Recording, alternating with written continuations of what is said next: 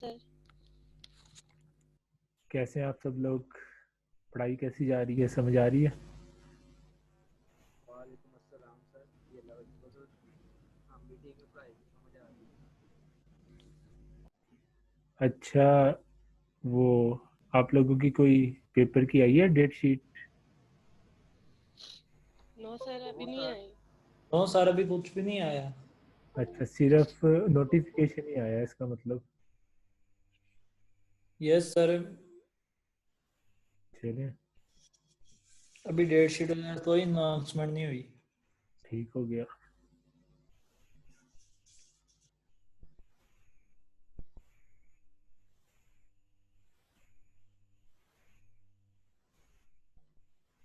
ये कल मैं इंटरनेट पे देख रहा था कि ऑटोमेटिकली ये ना मीटिंग रूम में ना जाए, खुद ही आ जाए, लेकिन ये हुआ नहीं।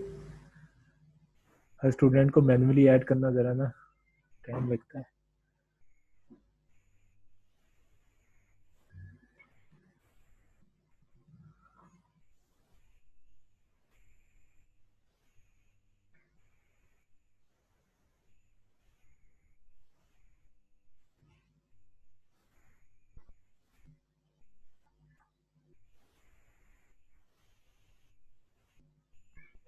अस्सलाम वालेकुम सर। वालेकुम सलाम। कैसे हैं सर आप? अल्लाह का करम है। माशाल्लाह। अच्छा, मैं ना परसों गया था आप लोगों के कॉलेज यूनिवर्सिटी, तो जी सर। मुझे बता रहे थे कि जनवरी में आप लोगों का ना सेमेस्टर हो जाएगा एंड। ऐसा ही है क्या? नहीं सर, हमारे तो मिड है, अभी जनवरी में मिड होंगे हमारे। अच्छा, तो ये सेमेस्टर कब तक एंड होगा? कोई? सर ये सेमेस्टर होगा जनवरी फरवरी मार्च फरवरी अप्रैल के फरवरी स्टार्ट लास्ट में पर सर। होगा सर, अगर 4 मंथ होगा तो अच्छा, फरवरी या मार्च में होगा। सर अगर मार्च 6 के मंथ लास्ट पे या अप्रैल के अप्रैल फर्स्ट वीक में मई होगा सर, ये हमारा जो है ना एंड सेमेस्टर। सर ये 28 जनवरी से वो फाइनल का कह रहे हैं जीसी वाले।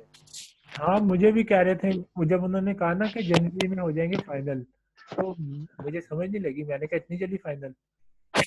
मैं इस वजह से पूछ रहा हूँ आप लोगों से।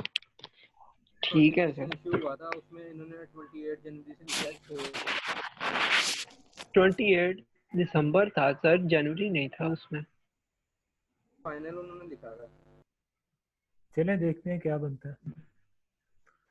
अच्छा, आज हम पढ़ेंगे memory hierarchy in computers. Sir computer. जो ये आज आप पढ़ा रहे हैं ये भी हमारे मिड में आया था। अब मेरी कोशिश है मैं वो टॉपिक्स पढ़ाऊं जो पेपर में आएंगे, ठीक है? Okay sir. टाइम लिमिटेड है तो फिर बंदा पढ़ ले जो भी पढ़ सकता है। अच्छा, जो सर कंप्यूटर इनको डी भी पढ़ना है? क्या पढ़ना है? इनको डीपली मैंने कहा रीड करना है या बस? नहीं, ये जो हमारा सब्जेक्ट है ना, इसमें डीपली नहीं हम जाएंगे। इस सब्जेक्ट का कोर यही है कि हम तमाम टॉपिक्स को बेस लेवल पे पढ़ लें। Okay sir. ठीक हो गया। ठीक अच्छा, है सर। कंप्यूटर में मेमोरी के कितने लेवल्स होते हैं, तो आज हम इसको डिस्कस करेंगे। तो जैसा कि हम जानते हैं कि हर कंप्यूटर में 3 तरह की मेमोरीज होती हैं। एक को कहते हैं सेकेंडरी मेमोरी, एक को कहते हैं प्राइमरी मेमोरी, और तीसरा लेवल होता है कैश। सेकेंडरी मेमोरी में आप लोगों की आती है हार्ड ड्राइव, जो आपके लैपटॉप में हार्ड डिस्क होती है, उसको हम कहते हैं सेकेंडरी मेमोरी। और रैम का आपको पता क्या होती है, इसको हम कहते हैं मेन मेमोरी या प्राइमरी मेमोरी। अच्छा, जब पहली दफ़ा कंप्यूटर ने कोई प्रोग्राम रन करना होता है, तो वो क्या करता है, वो हार्ड डिस्क से वो डाटा उठाता है, वो प्रोग्राम उठाता है, उसको रैम में लेके आता है, फिर रैम से उठाता है, उसको कैश में लेके आता है, और फिर जो कैश होता है ना, कैश से सीपीयू उस प्रोग्राम को उठा के अपने ऊपर रन करना शुरू कर देता है। तो सीपीयू का बेसिक पर्पस होता है एग्जीक्यूशन ऑफ द प्रोग्राम। तो एग्जीक्यूशन करने के लिए उसको वो प्रोग्राम चाहिए, उसको वो इंस्ट्रक्शन चाहिए, उसको डाटा चाहिए, और वो डाटा स्टोर होता है किसी ना किसी मेमोरी में। एक बात तो ये होगी। अब सीपीयू ने जब कोई प्रोग्राम रन करना है, सबसे पहले वो कहाँ पे देखेगा? सबसे पहले वो देखता है अपनी करीब तरीन मेमोरी। तो सीपीयू के करीब तरीन मेमोरी कौन सी होती है? वो होती है कैश मेमोरी। कैश मेमोरी या तो सीपीयू के अंदर ही बनी होती है या सीपीयू के बिल्कुल साथ। आप लोगों ने कभी पीसी यूज किया हो अपने घरों में, हम लोग करते थे, तो उसका आपने देखा होगा मदरबोर्ड, जिसमें देखा है मदरबोर्ड? जी सर, देखा है उसका हाँ मदरबोर्ड। जी हाँ। सर। देखा हुआ है। तो या तो जो जो CPU ग्रीन कलर की चिप होती है, हाँ चिप होती है, या वो विद इन दी सीपीयू होगी या वो बिल्कुल सीपीयू के साथ होगी, इसको कहते हैं कैश मेमोरी। तो सीपीयू ने जब कोई प्रोग्राम एग्जीक्यूट करना होता है, वो सबसे पहले अपनी करीब तरीन मेमोरी में देखता है जो कि कैश है। अगर तो कैश में वो डाटा और इंस्ट्रक्शन मौजूद है तो वो वहां से उठा के उसको एग्जीक्यूट उसको परफॉर्म करना शुरू कर देता है। अगर कैश में मौजूद नहीं है तो वो इससे पीछे वाले लेवल पे जाएगा, रैम पे। रैम पे देखेगा वो डाटा पड़ा है कि नहीं। अगर डाटा पड़ा है तो वो उसको उठा के कैश पे लाएगा, फिर उसको एग्जीक्यूट करेगा। अगर रैम में भी नहीं मौजूद तो पहले कैश में देखेगा, फिर रैम में देखेगा, फिर एंड पे जाके हार्ड डिस्क में देखेगा। तो फिर हार्ड डिस्क से उठा के रैम पे लाएगा, कैश पे लाएगा, फिर उसको एग्जीक्यूट करेगा। ये सारा साइकिल होता है जिसको फॉलो करते हुए वो डाटा को अपने पास लाता है और उसको एग्जीक्यूट करता है। अच्छा, अगर डाटा हार्ड डिस्क से उसको उठाना पड़े तो आप देख सकते हैं कि इसको टाइम भी सबसे ज्यादा लगेगा, क्योंकि ये सीपीयू से सबसे ज्यादा दूर है और डाटा को सीपीयू तक आने में टाइम लगेगा। और इसी तरह अगर रैम से उठाना पड़ेगा तो टाइम थोड़ा लगेगा। अगर हम एक फैक्ट्री की मिसाल लें, एक फैक्ट्री है, फैक्ट्री को आप समझ लेंगे सीपीयू है। फैक्ट्री में सामान बनता है, तो फैक्ट्री का जो सामान बनाने का मटेरियल है वो किसी स्टोर में पड़ा हुआ है। अगर वो स्टोर फैक्ट्री से ज़्यादा दूर है तो उसको फैक्ट्री तक लाने में टाइम लगेगा और इसी तरह फैक्ट्री को वेट करना पड़ेगा। सीपीयू की भी यही बात है। अगर सीपीयू को डाटा जल्दी मिलता रहेगा तो वो उसको जल्दी एग्जीक्यूट करेगा, अगर उसको डाटा देर से मिलेगा तो उसको वेट करना पड़ेगा। तो ये चीज़ होगी। अच्छा, there are 3 levels, level 1, level 2 and level 3। इसको कहते हैं memory hierarchy. Memory hierarchy of every computer consist of 3 levels. पहले लेवल में हमने बात कर ली सेकेंडरी मेमोरी, दूसरे में मेन मेमोरी, तीसरे में कैश। अच्छा, अब हम कुछ टर्म्स के बारे में पढ़ लेते हैं। कैश हिट, कैश मिस क्या होता है? सीपीयू ने जब कोई डाटा, जब कोई प्रोग्राम परफॉर्म करना है, एग्जीक्यूट करना है, वो तो सबसे पहले कैश में देखेगा। अगर वो डाटा या इंस्ट्रक्शन कैश में मौजूद है तो इसको हम कहते हैं कैशे हिट। मतलब वो डाटा सीपीयू को कैश के अंदर ही मिल गया है, तो इसको हम नाम देते हैं कैश हिट। अगर वो डाटा कैश में मौजूद नहीं है, उसको रैम में या हार्ड डिस्क में दोबारा वापस जाना पड़ेगा तलाश करने के लिए, तो इस टर्म को हम कहते हैं कैश मिस। मतलब सीपीयू ने डाटा को मिस कर दिया। ये दो टर्म्स आपको पता चल गई कि कैश हिट क्या होती है, कैश मिस क्या होती है। अब हम देखते हैं व्हाट सर इसको रिपीट करते हैं एक दफा। सर रिपीट कर दे। ठीक हो गया। मैंने बोला कि सीपीयू ने जब कोई प्रोग्राम एग्जीक्यूट करना होता है ना, सबसे पहले वो कहाँ पे देखेगा? सबसे पहले वो कौन से लेवल पे देखेगा? कैशे में देखेगा।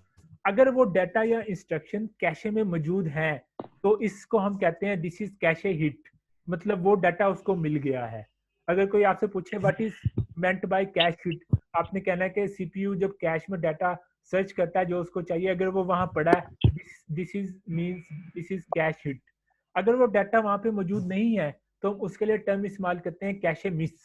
मतलब उसने डाटा को वहां से मिस किया, डाटा यहाँ पे मौजूद नहीं है। इन दो टर्म्स का ये सिंपल वर्ड में फिर सर चाहे वो मेन मेमोरी में पड़ा हो या सेकेंडरी मेमोरी में, हाँ, चाहे उससे कोई नहीं है इसको, उससे कोई गर्ज नहीं है, क्योंकि ये दोनों टर्म्स ना मेमोरी की डिस्कशन के दरमियान अक्सर यूज होती हैं। जब कैश के बारे में बात करती है ना टेक्स्ट बुक्स में, तो cache hit and cache miss का जिक्र लाजमी आता है। तो हमें पता होना चाहिए कि इनसे क्या मुराद है। अच्छा, एक टर्म होती है हिट लेटेंसी। ये वो टाइम होता है जो सीपीयू को ये जानने में लगता है कि डाटा कैश में मौजूद है कि नहीं। जब वो कैश में जाएगा सीपीयू, वो देखेगा कि डाटा मौजूद है कि नहीं। तो इस सारे प्रोसेस में जो टाइम लगता है इसको कहते हैं hit latency. Hit latency means the time CPU takes in order to recognize whether the data is in the cache or not. तो इसको हम कहते हैं हिट लेटेंसी। चाहे डाटा मौजूद हो या ना हो, लेकिन जितना टाइम उसको लगता है ना ये जानने के लिए, ये देखने के लिए कि डाटा कैश में पड़ा है कि नहीं, उसको कहते हैं हिट लेटेंसी। ये 3 टर्म्स थी, ये आपको पता होनी चाहिए। कैश हिट क्या होती है, कैश मिस क्या होती है और हिट लेटेंसी क्या होती है। चलें अब हम आगे, ये क्लियर होगी आपको? जी सर, नेक्स्ट सर। चलें। अच्छा, अगर हम मेमोरी हायरार्की को देखें तो ये उसका टेबल बना हुआ है। 2 तरह की मेमोरीज होती हैं फंडामेंटल लेवल पे।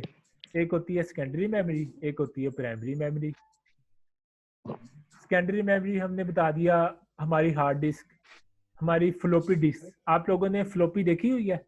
ये 1999 में मेरे पास था कंप्यूटर, उसमें यूज होती थी। आप लोगों ने शायद ना देखी हो, किसने देखी हुई है तो यस सर, देखी हुई है। देखी हुई है? अच्छा, क्योंकि बहुत सर पुरानी पढ़ी हुई है। बड़ी बात है अगर पड़ी हुई है। मैं तो इसको अब मार्केट से ढूंढ ना सकूँ क्योंकि ये बहुत पुरानी टेक्नोलॉजी है ना।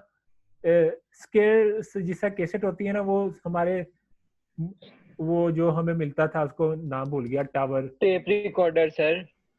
हाँ, ये उसके अंदर वो डलती थी, फिर उसके अंदर डाटा स्टोर करते थे। अच्छा, अब अजान हो गई है, ये ना अजान का टाइम होता है। 2-3 मिनट जरा हम खामोशी इख्तियार करते हैं। Okay sir. उतनी देर 1 मिनट बैक पेज कीजिएगा, बैक पीछे वाला। हाँ जी।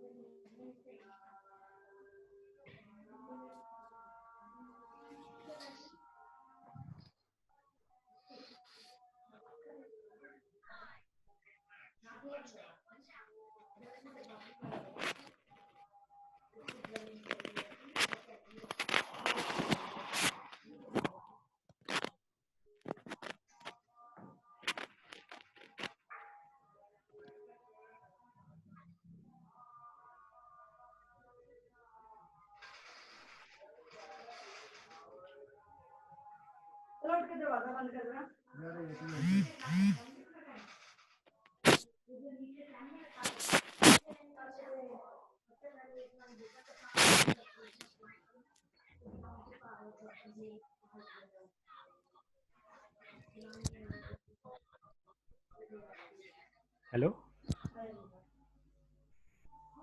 जी सर। मैंने कहा देख लो मौजूद है कि सारे सो गए हैं।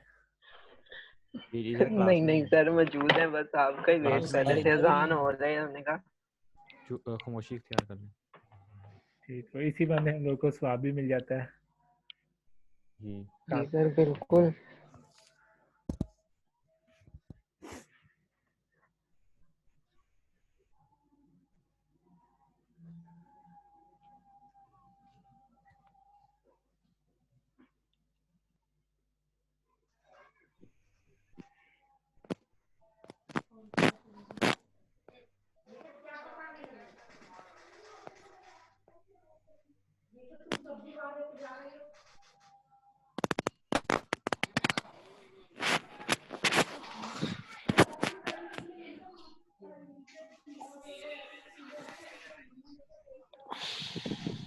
अच्छा चलें, अब ठीक है। तो मेमोरी के यहाँ पे लेवल्स शो किए गए हैं। एक तो सेकेंडरी मेमोरी, वो वही hard disk, CD, floppy disk, DVD, pen drive वगैरह। ये होती है प्राइमरी मेमोरी। प्राइमरी में रैम और आती है रोम। रैम का आपको पहले ही पता है, हर कोई जानता है उसे, रैंडम एक्सेस मेमोरी। अच्छा, रैम को रैंडम एक्सेस मेमोरी क्यों कहते हैं भला, किसी को है? सर क्योंकि इसके अंदर सर क्योंकि ये बिल्कुल फ्रेश डाटा होता है, और जब हम कोई भी इसमें से डाटा यूज कर लेते हैं तो ऑटोमेटिक वो रिमूव हो जाता है रैम में से। ठीक हो गया, ये भी सही है। ये सर, और हमारी ये टेम्परेरी मेमोरी नहीं होता रैम जो सा होता है। नहीं, ये टेम्परेरी होता है ना, वोलाटाइल होता है। मीन्स के जैसे ही बिजली का कनेक्शन या पावर कटती है ना, तो सारा डाटा इसमें जो होता है ना वो या सर वो तो सेव ही रहता है सर। नहीं, रिमूव हो जाता है। वो रिमूव हो जाता है रैम से। ये होता है वोलाटाइल जो होते हैं ना रूम, वो होता है इनवोलाटाइल। मीन्स के जैसे ही बैटरी हमारी, हम लैपटॉप को बंद भी कर देना, रूम का डाटा डाटा वैसा ही रहता है। और रैम के अंदर आता है, स्टोर होता है, सेव होता है यूजर डाटा, पर रूम के अंदर डाटा स्टोर होता है ऑपरेटिंग सिस्टम का डाटा। रूम के अंदर वो इंफॉर्मेशन सेव होती है कि जो लैपटॉप को या कंप्यूटर को स्टार्ट होने के लिए चाहिए होती है, कि सर बायोस होती हैं। हाँ, बायोस होती है, कि विंडोज के भाई सबसे पहले कौन सा प्रोसेस रन करे सीपीयू, और वो प्रोसेस सारों को पता कौन सा होता है, वो होता है आपका ऑपरेटिंग सिस्टम। अगर आप विंडो यूज कर रहे हैं, लिनक्स यूज कर रहे हैं, तो रूम के अंदर वो सारी इंफॉर्मेशन होती है। तो वो इंफॉर्मेशन हमेशा के लिए सेव रहती है जब तक आपका लैपटॉप जिंदा है। जब तक वो मरता नहीं ना, खराब नहीं होता, रूम में वैसे ही रहना है। चलें, ये होगी प्राइमरी और सेकेंडरी मेमोरी। अच्छा, यहाँ पे ये दिखाया गया कि मेमोरी के लेवल अलग इस फिगर में। तो अब हम बात कर लेते हैं। अच्छा, 3 फैक्टर होते हैं वो इस मेमोरी से इफेक्ट होते हैं। पहला होता है कॉस्ट, खर्चा कितना आ रहा है। दूसरा होता है असेस टाइम, कि उस मेमोरी से डाटा को असेस करने का कितना टाइम लगता है। तीसरा होता है साइज। पहले हम कॉस्ट की बात कर लेते हैं। कॉस्ट से मुराद है कि उसकी प्राइस क्या है मेमोरी की। आपने गौर किया होगा, जो हार्ड डिस्क होती है ना, उसकी कॉस्ट सबसे कम होती है। मतलब आजकल आपको 1 टेराबाइट 2 टेराबाइट, मतलब जितनी बड़ी हार्ड है ना, वो ज़रा सस्ती मिल जाती है बनिस्बत रैम के। अगर आपने 2 GB की रैम लेनी है, 4 GB की, 8 GB की, उसकी प्राइस ज़्यादा होगी। इसी तरह हार्ड ड्राइव को बनाना सस्ता होता है, आसान होता है। जो टेक्नोलॉजी हार्ड ड्राइव को बनाने में यूज़ होती है वो बड़ी ईजी होती है, उसको आसान समझा जाता है, उस पर खर्चा कम आता है। रैम को बनाने के लिए जो टेक्नोलॉजी यूज़ होती है उसमें पैसे ज़्यादा लगते हैं, इसलिए उसका साइज भी छोटा आता है, क्योंकि ये महंगी होती है। और इसके बाद कैश आ जाता है। कैश को बनाने के लिए ज़्यादा अच्छी टेक्नोलॉजी चाहिए, बड़ी हाई लेवल की टेक्नोलॉजी चाहिए, इसलिए इसको बनाना मुश्किल भी होता है और कॉस्टली भी होता है। तो अगर हम कॉस्ट की बात करें तो वो सबसे सस्ती सेकेंडरी की होगी और फिर बढ़ती जाएगी कैश तक। जो दूसरा फैक्टर है वो है असेस टाइम। असेस टाइम की बात करें तो सबसे कम असेस टाइम है कैश का, फिर उससे थोड़ा सा ज़्यादा असेस टाइम है डाटा को असेस करने का टाइम रैम का, फिर सबसे ज़्यादा देर लगती है वो अगर हार्ड डिस्क से डाटा लेके आना है, उसका असेस टाइम सबसे ज़्यादा है। और जो तीसरा फैक्टर है वो साइज। साइज भी हम जानते हैं, तमाम के तमाम कंप्यूटर्स में सबसे ज़्यादा साइज आपकी हार्ड डिस्क का ही होता है, क्योंकि वो सस्ती होती है। उसको बनाने के लिए कम सोफिस्टिकेटेड टेक्नोलॉजी चाहिए, और रैम का साइज उससे थोड़ा होता है क्योंकि उसको बनाना भी मुश्किल होता है। बड़ी हाई लेवल टेक्नोलॉजी चाहिए और वो बनाना उसको कॉस्टली भी होता है। और अगर हम कैश की बात करें तो उसका जो साइज होता है वो सबसे कम होता है। तो यहाँ पे यही दिखाया गया कि अगर स्पीड की बात करें तो वो नीचे से ऊपर इंक्रीज होगी। ऊपर वो जैसे नीचे हार्ड डिस्क है, फिर रैम है और कैश, स्पीड सबसे ज़्यादा कैश की होगी। अगर हम कॉस्ट की बात करें तो वो भी ऐसे ही हो गई, इंक्रीज होगी। और असेस टाइम की बात करें तो वो भी ऐसे ही है। ये 3 फैक्टर हैं जो हमने देखा कि किस तरह इफेक्ट होती हैं, किस लेवल की मेमोरी में कॉस्ट ज़्यादा होगी, किस लेवल की मेमोरी में कम होगी। अच्छा, अब ये एग्जाम पॉइंट ऑफ व्यू से चंद जो आपको पता होना चाहिए कि what is RAM, what is ROM, what is primary memory, what is secondary memory, what are the levels of memory hierarchy in a computer system, what is meant by cache hit, cache miss and cache latency, और ये एक कोई link है कि आपको, ये मैंने link देखा था इधर मेमोरी के बारे में, तकरीबन बड़ा अच्छा मटेरियल है, आप इस लिंक पे जाके भी पढ़ सकते हैं। मतलब पेपर में आपको इन्हीं टॉपिक से अगर मेमोरी से सवाल आया ना, मैं यहीं पे से पूछूंगा, आपने मेक श्योर करना है कि आप इन टॉपिक्स को कवर कर लें। अब components of a computer, computer के कंपोनेंट्स ऑफ अ सीपीयू। हमने सीपीयू के बारे में पढ़ लिया कि सीपीयू का काम होता है कि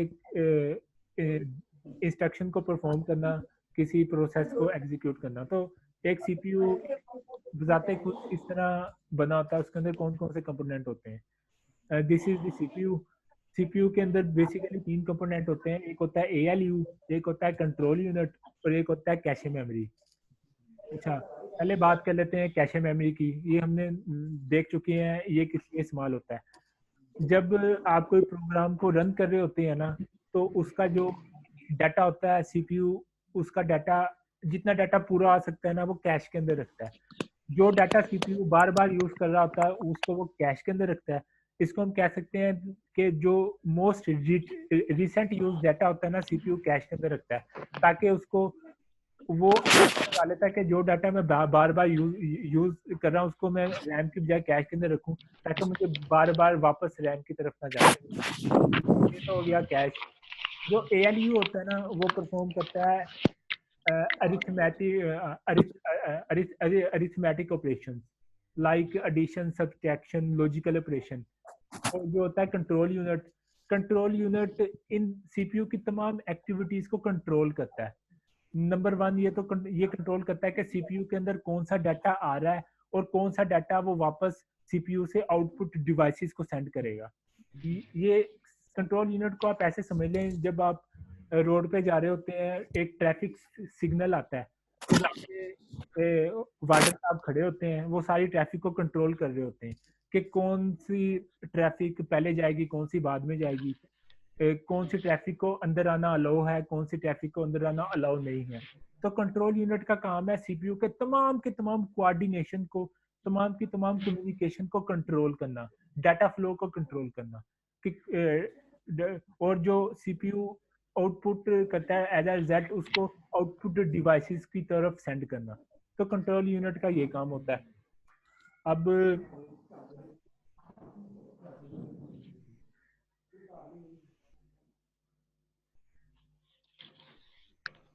अब हम देखते हैं, ये सीपीयू है, ये इसका एएलयू है, अरिथमेटिक लॉजिक यूनिट, और ये है कंट्रोल यूनिट, और ये इसकी है इंटरमीडिएट असेस स्टोरेज, इसको हम कैश मेमोरी भी कहते हैं, जिसमें वो अपना रिसेंट डाटा होता है। अच्छा, एएलयू के अंदर फर्दर आपने पढ़ा होगा, छोटी छोटी मेमोरी लोकेशन होती है, उनको कहते हैं रजिस्टर्स। आपने पढ़ा हुआ है what are registers? Yes sir. Register का बेसिक पर्पस क्या होता है भला? सर ये इसमें सर डाटा पड़ा होता है हमारा, डाटे की एक तरतीब होती है सर, एक हायरार्की में सर इसमें डाटा रखा होता है। हायरार्की में तो नहीं, इसमें डाटा पड़ा होता है, ये बात तो दुरुस्त है, लेकिन इसमें कौन सा डाटा पड़ा होता है? जो होते हैं ना एएलयू का रजिस्टर, वो जब किसी प्रोसेस पे काम कर रहा होता है, तो उसके पास कुछ इंटरमीडिएट रिजल्ट आते हैं। मतलब उसने 2 वेरिएबल्स को ऐड किया है, उन वेरिएबल्स को ऐड करने से जो आया ना रिजल्ट, उसने किसी तीसरे वेरिएबल में उसको ऐड करना है। तो जो इंटरमीडिएटरी होते हैं ना रिजल्ट, वो इन रजिस्टर्स के अंदर रखता है। इसके अलावा इन रजिस्टर के अंदर ये इंफॉर्मेशन होती है कि भाई अभी कौन सी इंस्ट्रक्शन एग्जीक्यूट हो रही है और इसके बाद कौन सी इंस्ट्रक्शन एग्जीक्यूट होनी है। तो जो इस तरह की इम्पोर्टेंट होती है ना इंफॉर्मेशन, वो एएलयू के अंदर रजिस्टर होते हैं, उसके अंदर वो स्टोर करता है। अभी इस लेवल पे आपको ये जानना जरूरी है। अब हम इसको लेवल 4 भी कह सकते हैं मेमोरी। हमने देखा था कि मेमोरी के 3 लेवल है, लेवल 1, लेवल 3। अगर हम लेवल 4 की बात करें तो उसको हम रजिस्टर कह सकते हैं। वो विद इन दी सीपीयू होता है, with in the ALU, with in the cash. अच्छा, ये हो गया। अच्छा, कंट्रोल यूनिट के अंदर एक रजिस्टर होता है, उसको कहते हैं प्रोग्राम काउंटर। जो होता है ना प्रोग्राम काउंटर, उसका क्या काम होता है? का काम होता है to store the address of next instruction. मतलब अभी जो इंस्ट्रक्शन एग्जीक्यूट हो रही है इसके बाद कौन सी इंस्ट्रक्शन एग्जीक्यूट होनी है उसका एड्रेस पीसी के अंदर पड़ा होता है। इसके अलावा जो होती है कैश, कैश के अंदर भी फर्दर होते हैं रजिस्टर। एक होता है एमडीआर के अंदर डाटा का, एमडीआर के अंदर जो डाटा होता है वो स्टोर होता है, एमएआर के अंदर जो डाटा का एड्रेस होता है वो स्टोर होता है। आप लोग इसके बारे में फिक्र ना करें कि कौन सा रजिस्टर क्या काम करता है, बस ये पता होना चाहिए कि इनके अंदर फर्दर मेमोरी लोकेशन होती है, उनको कहते हैं रजिस्टर्स, और उन रजिस्टर का क्या काम होता है कि वेरिएबल्स को स्टोर करना, जो इंटरमीडिएटली होते हैं रिजल्ट उनको स्टोर करना। अच्छा, अब ये कंट्रोल यूनिट की कुछ तफसील है, ये क्या करता है। This is the most important part of the CPU. It acts like supervisor of the CPU. It controls all the activities of the computer. It performs the following operation. ये fetch करता है instructions नंबर 1, नंबर 2 ये करता है control the execution of instruction, और number 3 it control data flow from the input devices to the CPU and from the CPU to the output devices. मैंने आपसे बात की थी डाटा के फ्लो को कंट्रोल करता है कि सीपीयू के अंदर इनपुट डिवाइसेस से कौन सा डाटा आए और जो डाटा है एज अ रिजल्ट वो कौन सा डाटा आउटपुट डिवाइसेस की तरफ जाए। तो ये कंट्रोल यूनिट के फंक्शन है। अब एग्जाम पॉइंट ऑफ व्यू से मैं पूछ सकता हूँ कि कंपोनेंट ऑफ द सीपीयू कौन कौन से होते हैं, फिर कंट्रोल यूनिट का क्या फंक्शन होता है, एआईयू का क्या फंक्शन होता है, कैश क्या करती है, और व्हाट आर द रजिस्टर। आपने बता देना है कि रजिस्टर सीपीयू के अंदर फर्दर मेमोरी लोकेशंस होती हैं जिसके अंदर वेरिएबल्स को स्टोर करता है। अच्छा, इंट्रोडक्शन टू कंप्यूटर प्रोग्रामिंग। अच्छा, प्रोग्रामिंग का मतलब होता है लैंग्वेज, वो जुबान जिसके जरिए हम कंप्यूटर से बातचीत करते हैं, उसको बताते हैं कि तुम हमारे लिए क्या काम करो।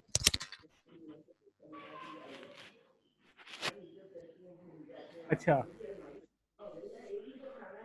अभी ना हमारी लाइट बंद है, सुबह से यूपीएस खत्म होने वाला है, मे भी अचानक कॉल कट जाए, तो अगर अचानक कॉल कट जाए तो उसका मतलब है मेरा ना वो चली गई है लाइट। मैं आपको पहले बता रहा हूँ।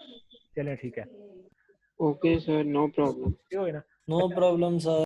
ठीक हो गया। अच्छा, आपको प्रोग्रामिंग का आपको पता है दिस इज द लैंग्वेज जिसके जरिए हम कंप्यूटर को बताते हैं तुमने क्या करना है। अब आपको पता है कंप्यूटर को दुनिया की कोई लैंग्वेज नहीं समझ आती सिवाय मशीन लैंग्वेज के, और मशीन लैंग्वेज होती है 0 एंड 1 की लैंग्वेज, इसे कहते हैं बाइनरी लैंग्वेज। अगर हम प्रोग्रामिंग लैंग्वेज की क्लासिफिकेशन करते हैं तो ये दो तरह की होती हैं, एक होती है हाई लेवल लैंग्वेज और एक होती है लो लेवल लैंग्वेज। मैंने आज रिकॉर्डिंग ऑन की हुई है कि नहीं मुझे तो याद ही नहीं। ऑन है सर।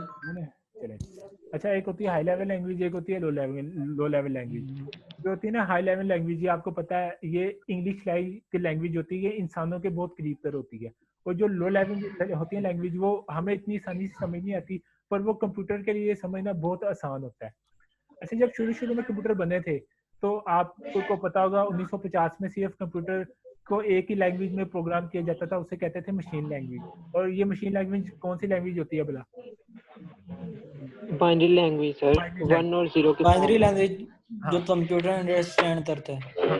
तो शुरू में प्रोग्रामर सिर्फ बाइनरी मशीन लैंग्वेज में कोडिंग करते थे। इसका हमें क्या नुकसान होता था? नुकसान ये होता था कंप्यूटर साइंसदानों ने बनाया था कि वो पूरी दुनिया के लिए आसानी पैदा कर सके, लेकिन मशीन लैंग्वेज के एक्सपर्ट लोग बहुत थोड़े थे, और अगर हमारे प्रोग्राम में कोई बग आ जाता था उसको दूर करना तकरीबन इम्पॉसिबल था, क्योंकि 0 और 1 को समझना फिर समझ ही नहीं आती थी कि भाई हमने किस जगह प्रोग्राम में गलती की है।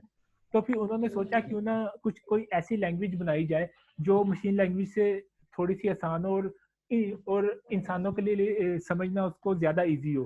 तो फिर आई assembly language. Assembly language machine language से थोड़ी सी ज़्यादा आसान थी और वो इंग्लिश वर्ड पे मुश्तमिल थी।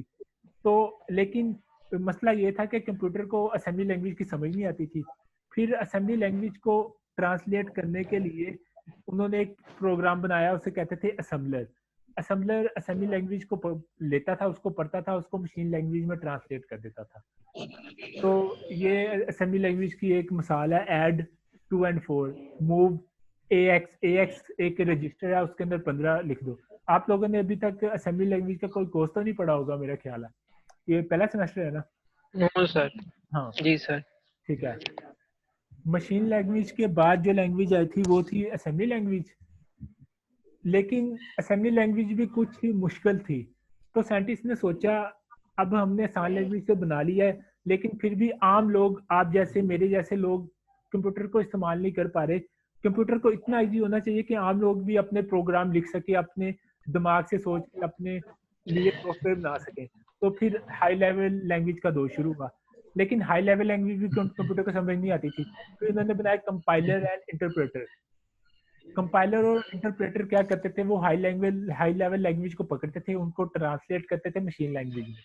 तो इस तरह ये सफर चलता रहा कि high level language, assembly language और मशीन लैंग्वेज। अच्छा, अब कंपाइलर और इंटरप्रेटर मैंने बोला ये वो प्रोग्राम होते हैं, ये वो सॉफ्टवेयर होते हैं जो हाई लेवल लैंग्वेज को ट्रांसलेट करते हैं इनटू मशीन लैंग्वेज। लेकिन कंपाइलर और इंटरप्रेटर में क्या फर्क होता है, कोई बता सकता है मुझे? सर कंपाइलर जोन सा होता है सारी instructions at a time zone सा है ना एग्जीक्यूट करता है, जबकि जोन सा हमारा इंटरप्रेटर होता है वो एक पैराग्राफ या एक एक इंस्ट्रक्शन को जोन सा है ना यूज करता है, उनको एग्जीक्यूट करता है, फिर पूछता है प्रोग्रामर से और फिर नेक्स्ट चलता है। हाँ ठीक हो गया, सही हो गया। जो इंटरप्रेटर होता है ना वो एक लाइन पकड़ता है आपके प्रोग्राम की, उसको ट्रांसलेट करता है, फिर दूसरी लाइन पकड़ता है, उसको ट्रांसलेट करता है। लेकिन जो कंपाइलर होता है ना वो आपके सारे के सारे प्रोग्राम को एक ही बार पकड़ता है, उसको कंपाइल करता है इनटू मशीन कोड, और वो फिर सीपीयू को दे देता है, कहता है इसको चलाओ। ये इनका मेन डिफरेंस है। और इधर कुछ इनके डिफरेंस बताया गया है कि मतलब कंपाइलर ऐसा क्यों करता है, उसका क्या फायदा होता है, क्या नुकसान होता है। ये आप इजी हैं, आप इनको पढ़ लीजिएगा। अब अगर एग्जाम पॉइंट ऑफ व्यू से तो यही है कि what are the high level language, what are the low level language, compiler क्या होते हैं, इंटरप्रेटर क्या होते हैं, हाई लेवल लैंग्वेज क्यों बनाई गई, इनमें जावा पाइथन वगैरह होती हैं, और मशीन लैंग्वेज होती है, और जो होती है असेंबली लैंग्वेज, उसको कौन सा प्रोग्राम ट्रांसलेट करता है टू मशीन लैंग्वेज। मीन्स के ये आपको थोड़ी थोड़ी बातें। इसमें रेज एंड किस तरह क्या बोला आपने? हम इनके एमसीक्यूज सब बता दें, एमसीक्यूज कौन से करने हैं? एमसीक्यूज यही होंगे, इजी होंगे जो ये हम पढ़ रहे हैं। तो मतलब ये टॉपिक्स मैंने आपको बताए हैं कि एग्जाम के लिए इम्पोर्टेंट है, आपने इनको देख लेना है। और फिक्र ना करें, कोई इतना डिफिकल्ट नहीं होगा, इजी होगा, वो आपने टेंशन नहीं अरे लेनी। ये बात पहला चैप्टर ही है ना जितना हमने अब ये पढ़ाया आज? एक तो मैंने पहले लेक्चर में कुछ पढ़ा था, जैसे कि उसमें हमने यस सर, वो वो हिस्ट्री स्लाइड वगैरह उसकी सर। कंप्यूटर की हिस्ट्री पढ़ी थी। कंप्यूटर की हिस्ट्री तो रट्टा है, वो तो याद करने की जरूरत ही नहीं। रट्टे की तरफ तो सर उसके अंदर से फिर आप एमसीक्यूज देंगे? नहीं, जहाँ पे आएगा ना रट्टा कि फलानी डेट को क्या हुआ, फलाना कंप्यूटर क्या होता है, वो तो जी जी। वो तो देने ही नहीं चाहिए, क्योंकि वो याद करने का, क्रैमिंग करने का तो फायदा ही नहीं है। बस यस सर, ऐसा ही है, उसके ऊपर बस मेहनत ही करनी होती है। हाँ, मतलब तो टाइम वेस्ट ही आना है। टाइम वेस्ट ही है। जैसे कि हमने उसमें पढ़ा था कि वान न्यूमन आर्किटेक्चर क्या होता है, वो आप लोगों ने यस सर। वो पढ़ना है। वान न्यूमन आर्किटेक्चर क्या होता है कि इसको कहते हैं स्टोर मेमोरी कंप्यूटर, जिसमें एक रैम होती है, सीपीयू होता है, और मतलब कि जो डाटा और इंस्ट्रक्शन होती है वो एक ही जगह पड़ी होती है रैम के अंदर। आपने बेसिक कॉन्सेप्ट लेना है कि वन नंबर आर्किटेक्चर होता क्या है। उसमें यस ये सर। बात थी, और बाकी क्या थी मुझे फिलहाल याद नहीं, वो मैं देख लूंगा। बाकी सर आप पेपर आसान बनाइएगा सर। नहीं, पेपर आसान होगा। और हम पढ़ रहे इंशाल्लाह आसान ही होगा। और हम पढ़ रहे थे, अच्छा, और हम वेब प्रोग्रामिंग हमने शुरू की हुई थी, हमने HTML थोड़ी सी पढ़ी है। उसमें से भी कुछ क्वेश्चन होंगे कि फलाने चीज के लिए क्या होता है, फलाने से क्या होता है, और वो भी मेरा ख्याल है कि सर वो रहने दो। वो भी सर हमने 5-7 ही पढ़े हैं, उसके टैग भी। हाँ, जितना हमारे पास टाइम है, जितनी कोशिश हम कर सकते हैं। नहीं सर, वो अभी रहने ही देते पूछेंगे हैं, भी वो फिर फाइनल उन्हीं में के कर अंदर लें। से। एक जना बोले, दो जने बोले हैं। सर मैं कह रहा हूँ कि जब टैग का पूछेंगे तो वो फिर जितने पढ़ाए हैं उसी में से होंगे या कैसे होगा उनका? नहीं, जो आपने नहीं पढ़ा ना वो तो कभी भी नहीं आएगा ना, जाहिर सी बात है। जो मैंने लेक्चर में बोला ही नहीं या पढ़ा ही नहीं, उसमें से तो फिर सवाल करना बनता ही नहीं है। जी सर। ठीक, अगर हमारे पास टाइम हुआ, मेरी तो ये ख्वाहिश थी आप लोगों को कम से कम वरना फ्रंट एंड डेवलपर तो बना छोड़े, लेकिन अब देखते हैं जी सर, बिल्कुल सर। हम लोगों को अब टाइम पता नहीं कितना मिलता है, ये देखेंगे। सर टॉपिक बता दीजिएगा। टॉपिक्स ये देखें जैसे लिखा हुआ है must know topics for exam purposes. अब इस स्लाइड में मैंने बताए हुए हैं। सर अजान हो रही है। हाँ जी, अजान हो रही है। इधर हो गई है। और मेरे ख्याल से इंटरनेट भी शायद जाने वाला है। सर जो हमने ग्रुप बनाया ना जिसमें आप भी ऐड हो, उसमें हमें सारे टॉपिक्स वगैरह ये जिस तरह ये है पावर पॉइंट का पीडीएफ या देना, फिर कर लेंगे तैयार। अभी तो दिन काफी पड़े हुए हैं। हाँ जी, एक बार डेट फाइनल हो जाए ना तो फिर हम देखते हैं कि मैं आपको टॉपिक्स ही लिख के बता दूंगा कि आप इनमें से प्रिपेयर कर लें, इनमें से पेपर आएगा। ओके सर, ये अच्छा है। Sir thank you sir. और इसके अलावा हमारे क्लास में कितने लोग हैं? 44 से के बाकी लोग भी पार्टी। सर 44 45 हैं। अच्छा। और वेब के मामले में जिन लोगों को समझ नहीं आ रही वो चाहे मुझसे 100 दफ़ा पूछें व्हाट्सएप पे, मैं उनको रिप्लाई करूंगा। मेरी वीडियोस बार बार देखें और उसको प्रैक्टिस करने की कोशिश कीजिए, क्योंकि बड़ा मजा आता है जब बंदा कोई चीज बिल्ड करता है ना, जो अंदर से खुशी होती है ना बंदे को, यार ये मैंने बनाया है। जब जी सर, वो सर अलग ही फीलिंग्स आ रही होती वो अलग फीलिंग आ रही होती है, क्योंकि जब मैंने पहली दफा अपना FYP बनाया था ना, मैं समझ रहा था मैं क्या बन गया। तो जैसे जैसे इंसान है। ऐसा ही है अपने सर। दिमाग की सोचों को कन्वर्ट करता है ना सॉफ्टवेयर में, जैसा कि LinkedIn.com या LinkedIn इस तरह की वेबसाइट्स हैं, वो बनाना कोई मुश्किल काम नहीं है। बस हमें डेटाबेस आना चाहिए, फ्रंट एंड पे हमने कैसी चीज़ें डिजाइन करनी है और बैक एंड से उसको कैसे इंटीग्रेट करना है। तो आपके दिमाग में कोई भी आइडियाज है ना, आप उनको हकीकत का रूप वो कर सकते हैं। ऐसा ही है सर, टेम्पलेट्स वो भी मिल जाते हैं ऐसे ही फ्री। वो तो वर्डप्रेस पे होते हैं ना, लेकिन वर्डप्रेस में मसला ये है कि उसको कस्टमाइज करना ना थोड़ा सा मुश्किल होता है, क्योंकि उसके लिए आपको फिर डिफिकल्ट हो जाता है ये सर, क्योंकि वो पहले की बनी हुई चीज को बदलना मुश्किल होता है। लेकिन जो चीज आप बनाते हो ना जीरो से, वो तो आपने एक एक ईंट खुद रखनी है, उसको फिर आप अपनी मर्जी से अपने जो आपकी फंक्शनैलिटी है उसके लिहाज से आप उसको करते हो बिल्ड। वर्डप्रेस भी बहुत अच्छी चीज है, लेकिन वो स्टैटिक वेबसाइट बनाने के लिए ये बेहतर है। लेकिन अगर आपने कोई डायनामिक्स बनाना है ना सॉफ्टवेयर, उसके लिए कस्टमाइज ज्यादा चलती है मार्केट में।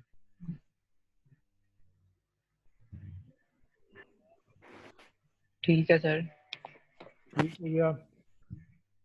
और HTML का अगर हमारा लेक्चर हुआ तो वो मेरा ख्याल है आखिरी होगा। उसमें हम देखेंगे टेबल्स कैसे बनाने हैं। इसके अलावा एक दो चीज़ें और हैं, वो मैं देखूंगा क्या बनानी चाहिए। फिर उसके बाद हम CSS की तरफ मूव करेंगे, क्योंकि स्टैटिक चीज़ें बड़ा गंदा लगता है कि एमी पेज पे पड़ी हुई हैं, उनको डिज़ाइन करके कैसे रखना है। और आप लोगों ने बूटस्ट्रैप का सुना हुआ है, देखा हुआ कभी? जी सर, बूटस्ट्रैप का सुना हुआ है सर। हाँ, बूटस्ट्रैप बहुत ही मशहूर फ्रेमवर्क है जिसके जरिए आप मिनिमल एफर्ट से कमाल की वेबसाइट बना सकते हैं कस्टमाइज तरीके से। मींस जस्ट अपना HTML लिखना है और उसकी स्टाइलिंग पहले से आपको मिल जाएगी। वो भी मैं कोशिश करूंगा आपको सिखा दूं, क्योंकि मार्केट में बहुत ज़्यादा इस्तेमाल होता है। और अगर आप करेंगे फ्रीलांसिंग, आपने किसी के लिए बनानी है वेबसाइट, देन आप बड़े इजीली उसका डिज़ाइन बूटस्ट्रैप के जरिए रिस्पॉन्सिव वेबसाइट बना के आराम से दे देंगे, अगर हम वहाँ तक जा सके तो। ओके सर, इंशाल्लाह। चलें, इसके अलावा कोई और बात पूछनी हो? आज का बड़ा आसान था ये टॉपिक, वैसे हैं तो बच्चों वाले, लेकिन आपके कंटेंट में शामिल है, क्योंकि मुझे सर ने कहा था कि जो कंटेंट आपको वो भी पढ़ाना है ज़्यादा, तो फिर उसको कवर करने के लिए ये चीज़ें हमें पढ़नी पड़ेंगी मजबूरी। सर से छुट्टियां सुना तो यही है, मैं फ़ोन करके पता करता हूँ कि, क्योंकि मैंने उनको आपके प्रिंसिपल को एप्लीकेशन दी थी कि हमें हफ्ते में 4 से 5 लेक्चर की दे दें इजाज़त, से ज़्यादा कोर्स कंटेंट खत्म कर सकते हैं।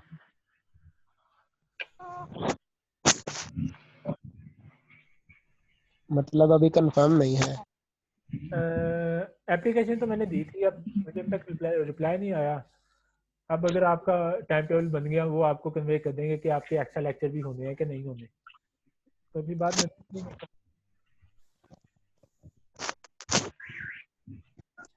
और अगर किसी से कोड एडिटर डाउनलोड नहीं हो रहा, मुझसे पूछ सकता है। गर्ल्स भी पार्टिसिपेट करती हैं, बॉयज भी सर मैंने किया है लेकिन मुझे यूज करना नहीं आ रहा।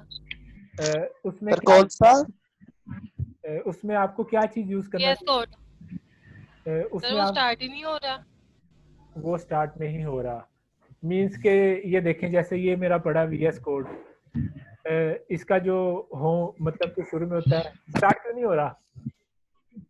अरे मेरा तो हो गया स्टार्ट। सर डाउनलोड फोन में करना है या लैपटॉप में? डाउनलोड तो कर लिया है लैपटॉप में दिया या फोन मोबाइल में दिया है? लैपटॉप पे। वेब फिर भी क्यों नहीं चाह रहा? वेब डेवलपमेंट फोन पे तो हो ही नहीं सकती ना, ये तो सारा ही ऐसा ही है सर, बंदे को सिंबल समझते समझते इतनी देर लग जाती है। यस सर, ये तो करना ही लैपटॉप वगैरह पे चाहिए। आप फिर ऐसा करें, यूट्यूब में मैं आपको कोई ट्यूटोरियल मैं देख के, कोई अच्छा सा है ना कि वीएस कोड डाउनलोड कैसे करना है, वो फिर वहां से देख के कर लीजिएगा, या मैं फिर अगले लेक्चर में आके आप मुझे स्क्रीन शेयर करके बता दीजिएगा कि भाई ये मुझे ये मसला आ रहा है, क्योंकि चलना चाहिए। देखें मैंने डाउनलोड करके चलाया, ये चल रहा है। 13 से भी हो जाएगा। डाउनलोड क्या करना है सर, वो नाम बता दो। डाउनलोड मींस गूगल पे आना है हमने, जस्ट वीएस कोड गूगल पे आके हमने लिखना है वीएस कोड डाउनलोड।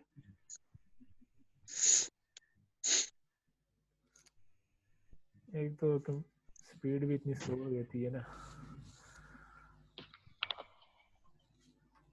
ये हमने लिखा वीएस कोड डाउनलोड, यहाँ से इनकी साइट पे गए,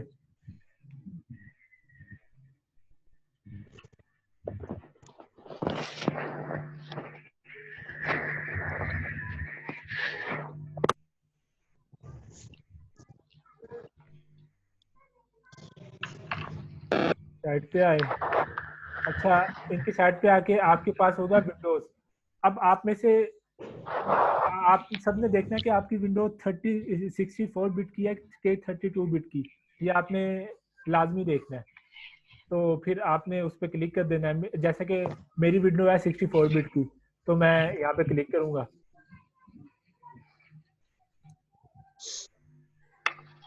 ये डाउनलोडिंग खुद ब खुद स्टार्ट हो जाएगी।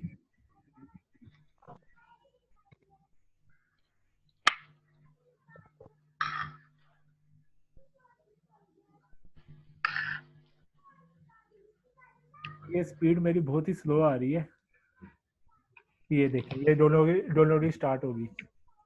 आप लोगों को ये पता है कि ये कैसे चेक करते हैं कि आपकी विंडो 64 बिट की है कि 32 बिट की है? नहीं सर बता दे। सर प्रॉपर्टीज में, माई कंप्यूटर की प्रॉपर्टीज में जाकर। हाँ जी, वो जस्ट इधर आना, माइक ये होगा ना, माई पीसी या दिस पीसी लिखा होगा, यहाँ पे करना राइट क्लिक, इधर से प्रॉपर्टीज पे आना है, प्रॉपर्टीज में जाके उधर कहीं ना कहीं लिखा होगा कि ये विंडो का कौन सा वर्जन यूज होगा। ये क्या हो गया, सॉरी मेरा कंप्यूटर की ना बस हुई है, इसमें इतनी ज़्यादा चीज़ें मैंने डाउनलोड की हुई हैं, ये ना बस कहता माफिया मांगता है। वैसे भी लगवा लें। ये इसे देखिए सर माफ नहीं करना। ये लिखा हुआ system type 64 bit operating system. इसी तरह अगर आपका 32 बिट का यहाँ पे लिखा होगा तो आपने उसके मुताबिक ही वीएस कोड डाउनलोड कर लेना है, मैंने आपको दिखाया। ठीक है सर। डाउनलोड करके आपने उसको कर लेना है, उसको करना है इंस्टॉल, जिस तरह हर सॉफ्टवेयर होता है इंस्टॉल, आपने उसकी जो भी होगी ना डायरेक्शन उसको फॉलो करना है, देन फिर उम्मीद है चल जाएगा, क्योंकि कोई वजह नहीं कि वो ना चले, बड़ा लाइट वेट सा ये एडिटर है। लेकिन अगर आप ये यूज नहीं करना चाहते, एक है सबलाइम टेक्स्ट, वो मुझे बहुत अच्छा लगता था, वो भी आप इस्तेमाल कर सकते हैं। लेकिन मैंने अपने सर वो विंडोज है, वो 3 ऑप्शन देते हैं उधर, इन्होंने शायद किसी और ऑप्शन पे क्लिक कर दिया ना, वहाँ पे विंडोज वगैरह भी देते हैं, 2 और ऑप्शन होते ये हैं, देखें ये लिखा वो हुआ है। फिर 7, 8, प्रॉब्लम 10 देती है वहीं पे डाउनलोडिंग में। ये देखें सर, अगर मैं विंडोज पे अगर हम विंडोज 7, 8, 10 वाले पे करें तो ये होता है। अगर मैंने विंडोज पे क्लिक किया है तो मेरा ख्याल है वो ऑटोमेटिकली डिटेक्ट कर लेगा आपकी कौन सी बिट की ये विंडो है। मैं भी यूट्यूब में देखूंगा कोई ट्यूटोरियल, लेकिन यस सर, वो उसके मुताबिक चलता है फिर। हाँ मेरा ख्याल है ये ऑटोमेटिक ही पता कर लेता है आपकी विंडो 32 बिट की है कि 64 बिट की है, क्योंकि ये काफ़ी इंटेलिजेंट होते हैं ये सॉफ्टवेयर वगैरह, तो इनको बताने की ज़रूरत नहीं होती। तो ये डाउनलोड करके आपने इंस्टॉल करना है। आप इसको दोबारा कोशिश कीजिए, अगर ना हुआ तो आप अपनी स्क्रीन शेयर करके बेशक लेक्चर के बाद मुझे बता दीजिएगा, वो कोई भी हो, तो हम उसको सॉर्ट आउट कर लेंगे कि ये डाउनलोड करना है, क्योंकि अगर ये डाउनलोड नहीं होगा हम अपनी कोडिंग कैसे शुरू करेंगे। ये हमारा हथियार है, बगैर हथियार के हम जंग नहीं लड़ सकते। तो पहला स्टेप। और अगर ये आपसे ये भी नहीं होता, आसान सा तरीका, आपने इधर आना है, यहाँ पे जाना, न्यू पे, ये बनानी है टेक्स्ट डॉक्यूमेंट, इसका नाम रख देते हैं hello.html।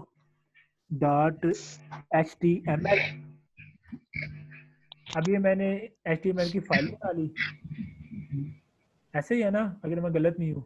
तो यहाँ पे आपने अपनी कोडिंग शुरू कर देनी है, लाइक h1 हेलो,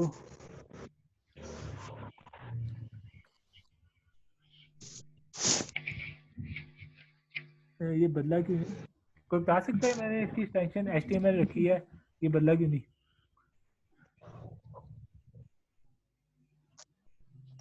सर उसका नाम आपने HTML रखा, एक्सटेंशन तो नहीं रखी। नहीं मैंने hello.html ये मैंने शुरू में करता था, अब ये होना चाहिए, ये ब्राउजर में ऊपर होनी चाहिए।